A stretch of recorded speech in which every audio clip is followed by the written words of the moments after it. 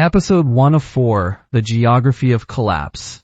Welcome back to The Things That Bother Me. Today we are starting something a little different. This is the first episode in a 4-part series about rural America, and what happens when the safety net begins to disappear in places that do not have any margin left to lose. Over the next 4 episodes, we are going to walk through something that gets talked about emotionally, politically, even mockingly, but almost never structurally. We are going to talk about jobs that are not there. We are going to talk about grocery stores closing. We are going to talk about hospitals disappearing. We are going to talk about credit deserts, volunteer scarcity, and what happens when assistance programs shrink in regions that do not have redundancy. And we are going to ask a harder question at the end of this series about incentives, about budgeting, and about whether this has ever really been about work at all.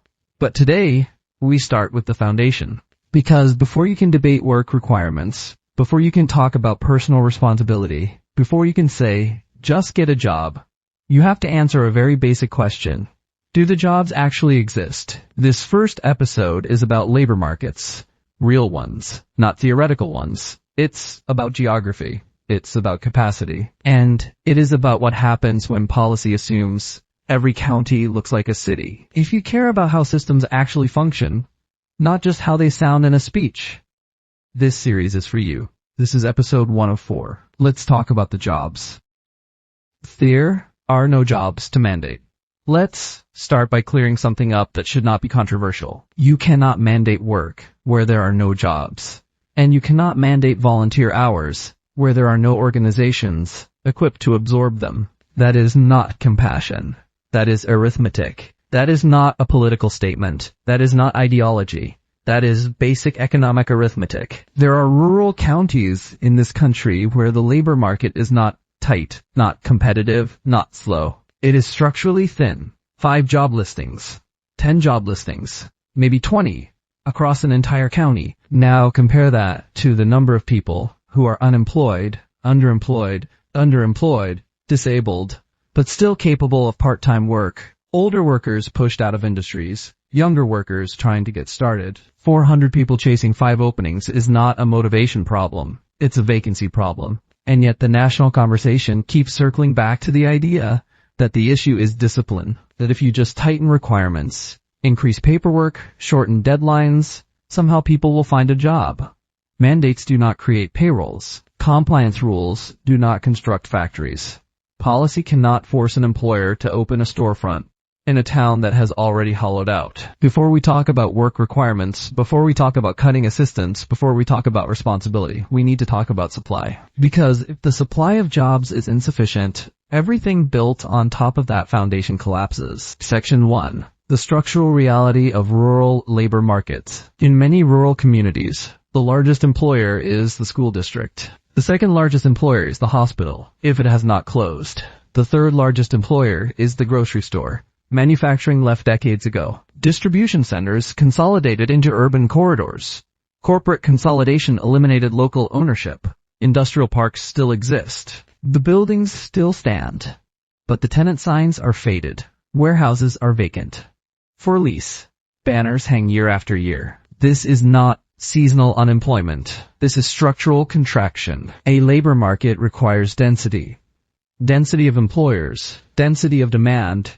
Density of capital. Rural counties often have none of the above. Section 2. The myth of equal geography. Work requirement policies are often written as if every zip code operates under identical conditions. They do not. A city with millions of residents can sustain diverse employers, gig work, transit access, multiple shifts, multiple industries. A rural county with 9,000 residents cannot. Geography matters. Distance matters.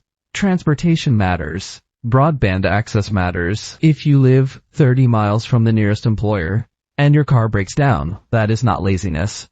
That is infrastructure failure. Section 3. No jobs. No volunteer capacity. Work requirements do not just assume jobs exist. They also assume structured volunteer opportunities exist. That assumption collapses just as quickly in rural counties. In many small towns, the total number of formal organizations might be 1 church, 1 small food pantry, a volunteer fire department, a tiny library, maybe a senior center. That is it. And those organizations already run on volunteers, already operate at capacity, do not have administrative staff to process paperwork, do not have supervisors to track required hours, do not have funding to absorb compliance structures. Volunteer slots are not infinite. You cannot assign hundreds of people to organizations that only have space for 10. Work requirement rules often require hour documentation, approved placements, verification forms, ongoing compliance reporting that requires administrative infrastructure. Many rural counties simply do not have it. You are not just mandating labor, you are mandating bureaucratic capacity that does not exist. Section 4. Why rural waivers existed. Rural work requirement waivers were not gifts. They were acknowledgments of labor insufficiency. Federal policymakers historically recognized that certain counties simply did not have enough employment volume to justify strict enforcement. Waivers were not about encouraging inactivity. They were about recognizing reality. Removing those waivers does not create opportunity. It removes insulation in fragile labor markets. Section 5. Just get a job. That phrase only makes sense in a saturated labor environment.